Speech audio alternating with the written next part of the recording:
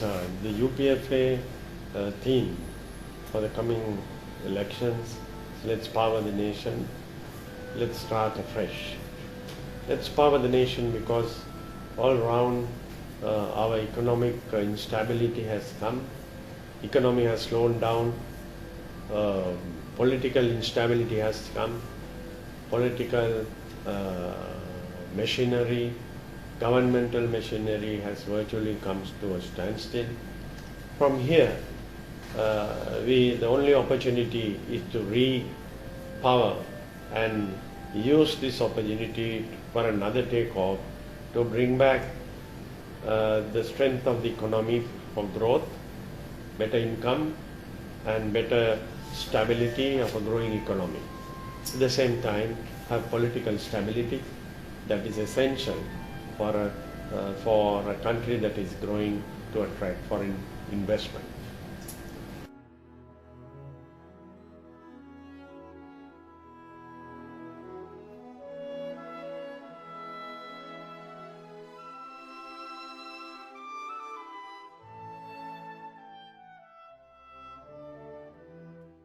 Of the 13th Amendment. The Chief Minister of the Northern Province, after getting elected, wanted to pursue the demands of the extreme elements which have been demanding for the removal of the armed forces from the Northern Province and to get back the lands which purported to be owned by the farmers and villagers of the Northern Province, more power in financial negotiations internationally, also wanted to exercise unlimited power which is not enshrined in the 13th Amendment. The best example was Chief Minister of Prasanna Ranatunga coming out in the Western Province and asking, can I also ask the army to get out of the Western Province? Will the government or the President agree? Of the 13th Amendment. The Chief Minister of the Northern Province, after getting elected, wanted to pursue the demands of the extreme elements which have been demanding for the removal of the armed forces from the Northern Province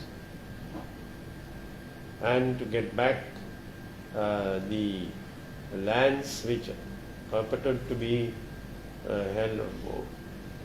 owned by the farmers and villagers of the Northern Province, more power in financial negotiations internationally, also wanted to exercise unlimited power which is not enshrined in the 13th Amendment. The best example was Chief Minister of Prasanna Ranatunga coming out in the Western Province and asking, can I also ask the army to get out of the Western Province? Will the government or the President agree? No. It is agreed with the Chief Minister.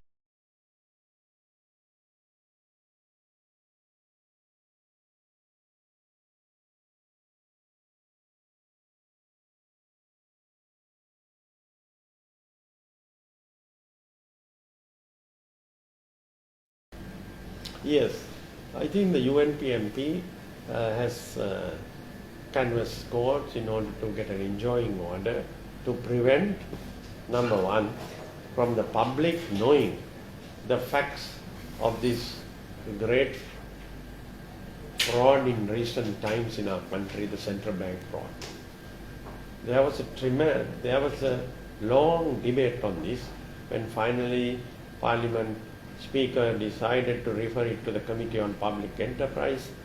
They went on a session where people were called, evidence recorded, statements recorded, which revealed a lot of violations which were alarming in the report. The report could not find its day to Parliament because Parliament was dissolved before the report came out.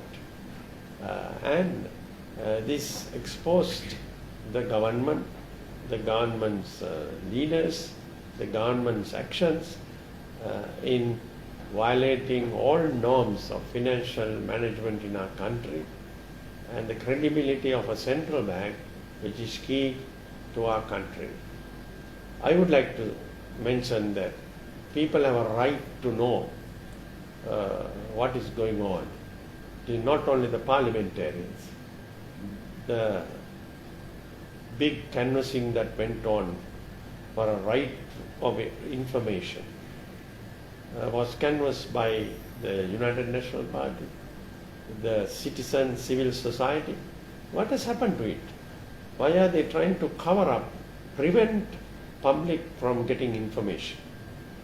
The only reason, as stated by the President Sirisena, is I advise the Prime Minister to ask the governor to resign, which reveals a lot of what is there. That is only the tip of the iceberg of a massive violation and a fraud.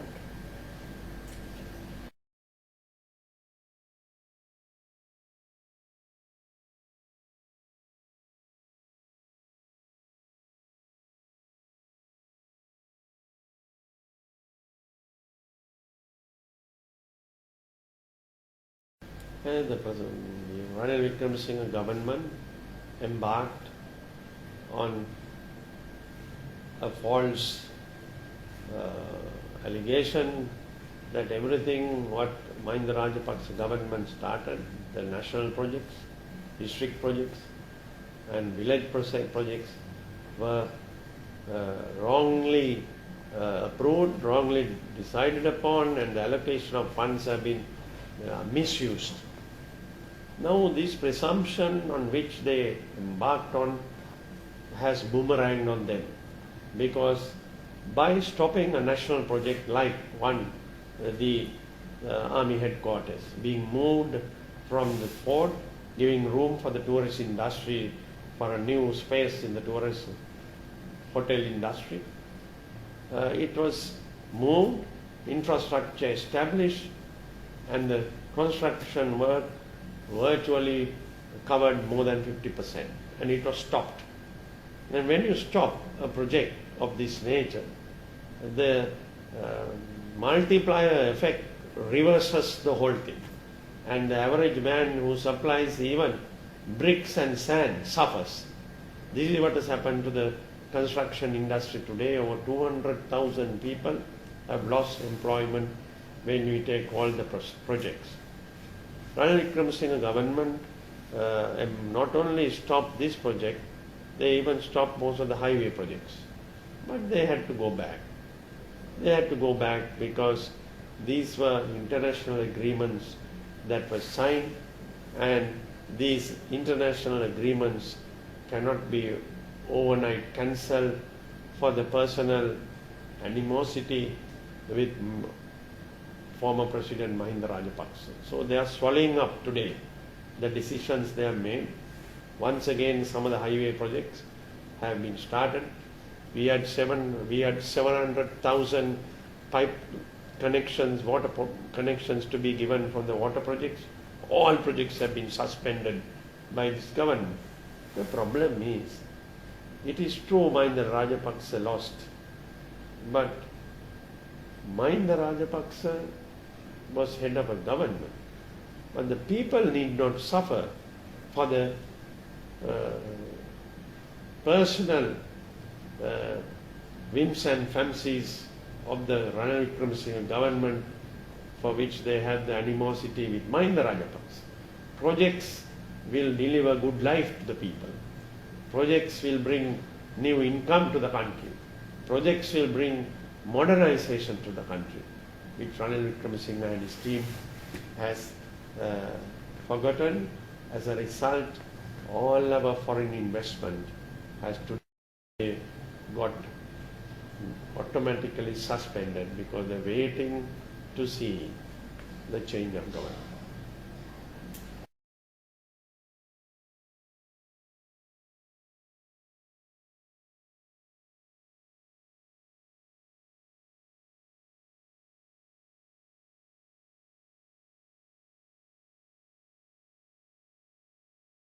The UNP government, of course, made a hue and cry about drugs and about many other things.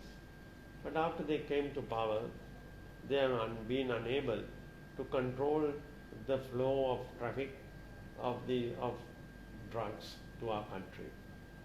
If you take the statistics, that biggest amount of drug trafficking checkmated to our country was during the our regime.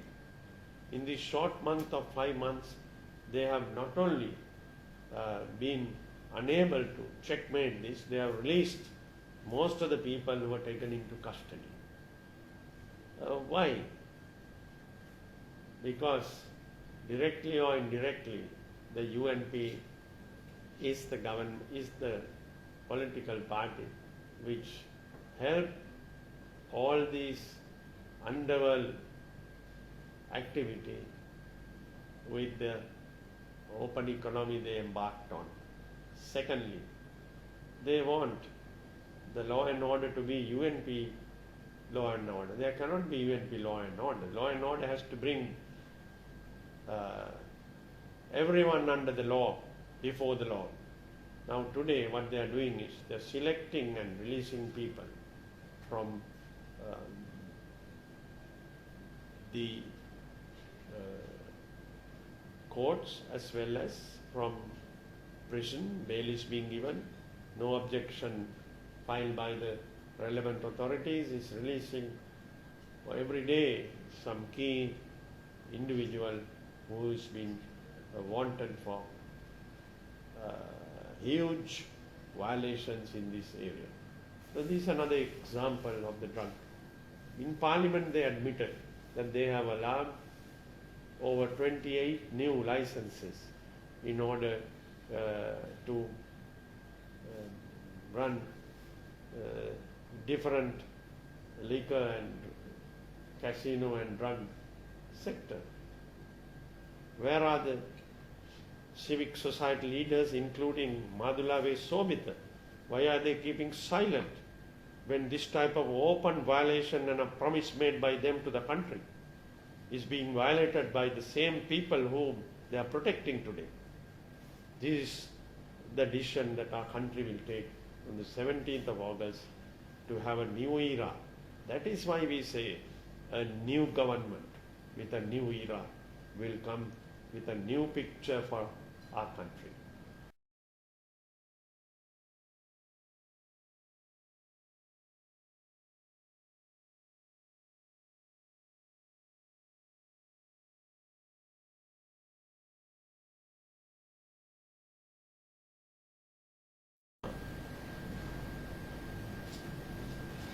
There were promises made to establish a guaranteed price for paddy, rubber and tea by the Prime Minister Ranil Wickremesinghe. But the people are complaining contrary to this promise. Can you tell us, if you come back, the government of yours come back to power again, what could be your strategy? Very clearly, our strategy would be to restore the guaranteed price that has been given to the paddy farmers, to the tea sector and the rubber sector. We have given this pledge, which is important because over 70% of our country is agricultural, and the farmers and their families benefit only from the price and the incomes gained from paddy harvest. Today, the Ranil Wickremesinghe government promised them 50 rupees a bushel, but in most of the provinces it is going below 30 rupees a bushel. Government is unable to keep to their promise. Government is unable to finance to buy at the guaranteed price, which means the paddy farmer and their families are suffering today. Same thing has happened to the rubber industry. Rubber sector covers the Sabaragamu and the part of western province of our country. The rubber, from the life of the rubber tapper to the life of the rubber industry, it has collapsed because today they cannot even get closer to the minimum price, guaranteed price that was offered by the government to purchase. Government doesn't have money.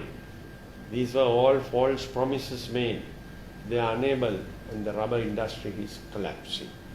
Tea industry is the same. We have small tea growers which account to 60% of our tea production in the country. All of them are affected because the prices have dropped. Why are prices dropping?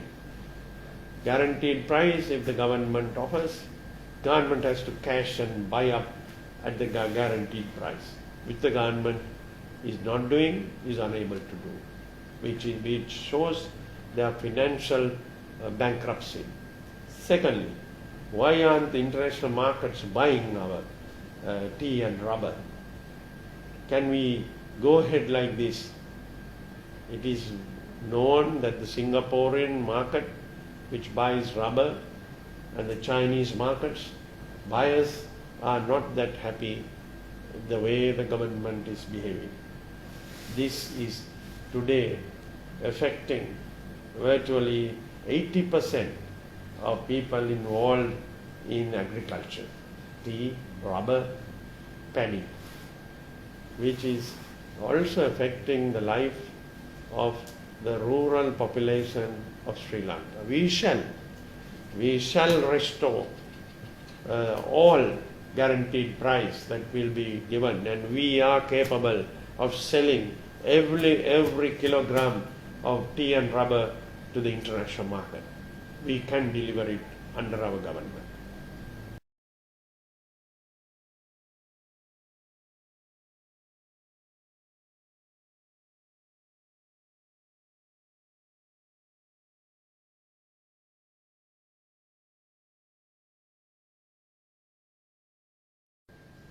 Women constitute over 50% of the population of our country. Firstly, the working women, their standard of working environment, we shall enhance by legislation.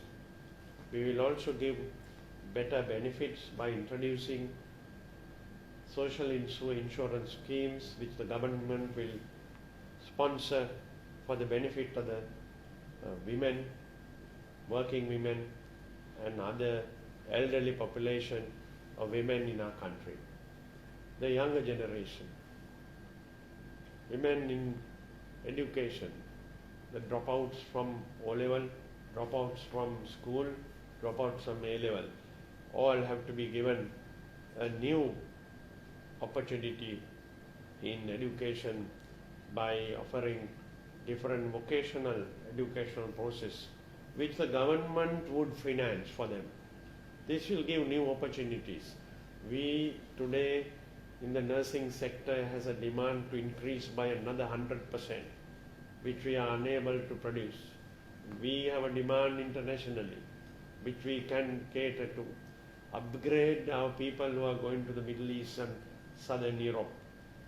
Women, health standards, protection of their health, and the essential food packages that has to be offered by offering a